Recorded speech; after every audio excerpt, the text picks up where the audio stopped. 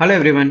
Today we will discuss about erythropoiesis and nutritional anemia in children. So what is erythropoiesis? Erythropoiesis is the process by which the mature RBC cells are formed from hematopoietic stem cells. It occurs in the bone marrow in adults and it is tightly regulated by hormones, nutrients and oxygen levels. The duration of erythropoiesis is 7 days. So to form a mature red blood cell from hematopoietic stem cell, it takes 7 days. And once an RBC is formed, the mature RBC, it survives for 120 days. So, what are all the sites of erythropoiesis? During the intrauterine life up to 3 months, the mesoblastic stage, the predominant site is yolk sac. And in 3 to 6 months of intrauterine life, the predominant site is liver and spleen. In the myeloid stage, that is after 6 months of, it will be bone marrow. And in the postnatal life, the red marrow of all bones in infancy and restricted to flat bones in adults. So it's like sternum, ribs, pelvis, and vertebra are the sites of erythropoiesis. Proerythroblast. It has a large central nuclei present. It is deeply basophilic and it is the earliest recognizable precursor. Basophilic erythroblast. It is smaller, coarse, and chromatin, and it has a deep blue cytoplasm and rich in RNA. Polychromatic erythroblast has a dense nucleus and has grayish cytoplasm. Orthochromatic erythroblast, where there will be pycnotic nucleus, pink cytoplasm, and nucleus extruded to late stage. In the reticulocyte, there will be no nucleus and slightly basophilic. It is released into the circulation. A mature erythrocyte has no nucleus, pink biconcave disc, and it is a fully functional RBC. So it starts from poroerythroblast to basophilic erythroblast to polychromatic erythroblast to orthochromatic erythroblast to reticulocyte to mature erythrocyte. Coming to the hormones involved in erythropoiesis. Erythropoietin hormone. It is produced by kidney and it is stimulated by hypoxia.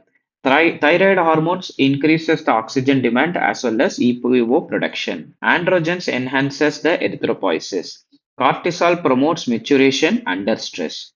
Growth hormone and insulin supports protein synthesis and cell proliferation. Coming to the nutrient requirement for RBC production.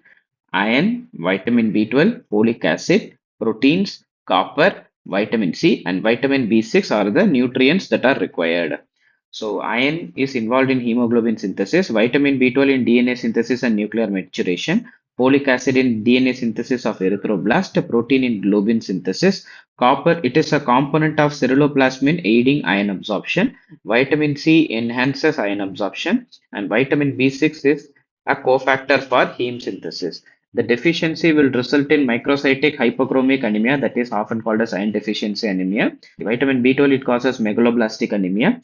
Folic acid also causes megaloblastic anemia. Protein causes hypochromic anemia. Copper leads to secondary anemia. Vitamin C leads to poor absorption of dietary iron in the duodenum. Vitamin B6 deficiency causes sideroblastic anemia. So the regulation of erythropoiesis. So stimulus comes through tissue hypoxia and hypoxia leads to activation of HIF1, that is hypoxia induced factor 1, which will in turn increase the erythropoietin secretion in kidneys. This erythropoietin then acts in the bone marrow to increase the RBC precursors, and then adequate oxygenation leads to negative feedback of EPO leading to inhibition of EPO. So what is nutritional anemia? Anemia is defined as reduction of hemoglobin below normal for age. So in children, most cases are due to deficiency of iron, vitamin B12, impairing hemoglobin synthesis. So the commonest nutritional disorder in children globally is anemia, especially the iron deficiency anemia. And in India, NFHS survey reports that 67% of Indian children under the age of 5 are anemic, where the causes are iron deficiency, folate deficiency, vitamin B12 deficiency, worm infestation, and chronic infestations in India. So the clinical features include pallor, fatigue, irritability, and breathlessness. Iron deficiency anemia shows chylomicria, angular stomatitis, glossitis, and pica. And folate deficiency shows glossitis, diarrhea, lemon yellow pallor. In severe cases, there will be tachycardia, heart failure, and hepatosplenomegaly. Coming to the classification, WHO classifies anemia into mild, moderate, severe based on the hemoglobin estimation, where mild is 10.9 gram per deciliter, moderate 7 to 9.9, and severe is less than 7. In case of investigations, iron deficiency anemia as well as folate deficiency anemia, peripheral smear will show microcytic hypochromic in iron and macrocytic in vitamin B12 or folate deficiency. And there will be decreased serum ferritin in iron deficiency anemia, increased total iron binding capacity in iron deficiency anemia, serum folate or vitamin B12, there will be decreased corresponding deficiencies of those vitamins and nutrients. Reticulocyte count will be low before therapy but increases after the iron supplementation. Coming to the management, in case of mild nutritional counseling, dietary improvement with iron-rich foods, deworming, oral iron as well as folate supplementation is sufficient. Whereas in case of moderate, oral elemental iron therapy of 3 to 6 milligram per kg per day for 3 months plus folic acid 1 mg per kg, 1 mg per day, and deworming and treat the infections if present and repeat hemoglobin after 4 to 6 weeks. In case of severe anemia, hospitalization might be required with blood transfusion if symptomatic of or any having cardiac failure, and after stabilization, oral or parenteral iron therapy and treating the underlying cause is important. Coming to the national programs, Anemia Mukt Bharat, where a 6 into 6 into 6 strategy is there, where 6 targets, 6 interventions, and 6 mechanisms are there. Weekly iron folic acid supplementation in schools for school age children and adolescents. National Iron Plus Initiative life cycle approach for iron's folic acid supplementation. Deworming albendazole 400 mg every 6 months. Coming to prevention and control in children, exclusive breastfeeding for 6 months, regular supplementation and deworming, and iron fortified complementary feeding should be initiated. Early detection through screening under programs like RBSK, and prognosis is excellent if detected early. Delayed treatment will result in growth and cognitive impairment. So the take-home message is erythropoiesis is a continuous hormone-regulated process that ensures adequate oxygen delivery by producing sufficient red blood cells from bone marrow stem cells. Erythropoietin is the important hormone. It is produced in the kidney. It is a key stimulant acting under the influence of hypoxia.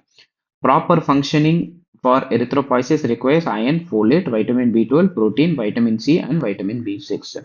Nutritional anemia remains one of the most preventable causes of childhood morbidity.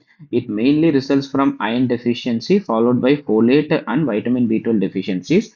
Clinical features include pallor, fatigue, pica, koilonychia, growth retardation. In case of mild anemia, there will be dietary improvement alone will suffice along with a supplementary oral iron folic acid therapy. In case of moderate, iron in the range of 3 to 6 milligram per day with the deworming. Severe might require hospitalization and transfusion. Continuous therapy for 3 months after normalization of hemoglobin is also required. And the national initiatives like Anemia Mukt Bharat, weekly iron folic acid supplementation, National Iron Plus Initiative, emphasize iron folate supplementation, food fortification, deworming, nutritional education through life cycle approach. Exclusive breastfeeding, timely weaning, iron-rich complementary foods, periodic deworming, and health education are important. Excellent with early detection, and uncorrected anemia hampers cognitive impairment and growth. I hope you have learnt from this video. Thank you for watching.